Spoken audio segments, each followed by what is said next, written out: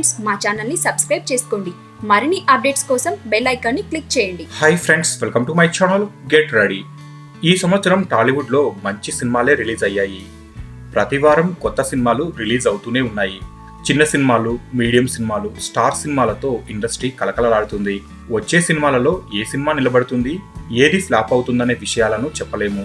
టాలీవుడ్ తో పాటు బాలీవుడ్ లో కూడా మంచి సినిమాలు వచ్చాయి. గతంలో సినిమాకు వెళ్ళాలి అంటే థియేటర్స్ కు వెళ్లి క్యూలో నిలబడి టికెట్లు కొనుక్కోవాలి. ఇప్పుడు అంతా ఆన్లైన్ బుకింగ్ అయిపోయింది. సినిమా వస్తుంది అంటే బుక్ మై షో ద్వారా టికెట్స్ కొనుగోలు చేస్తున్నారు.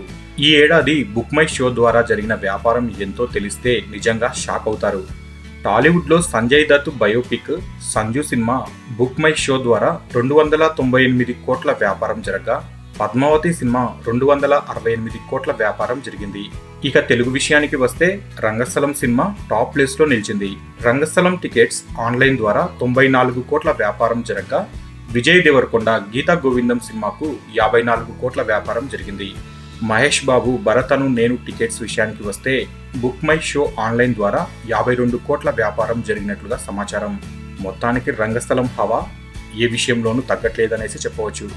సో ఫ్రెండ్స్, మీకు ఈ వీడియో నచ్చితే లైక్ చేయండి, షేర్ చేయండి. మరిన్ని ఫిల్మ్ అప్డేట్స్ కోసం మా ఛానల్ని తప్పకుండా సబ్స్క్రైబ్ చేసుకోండి.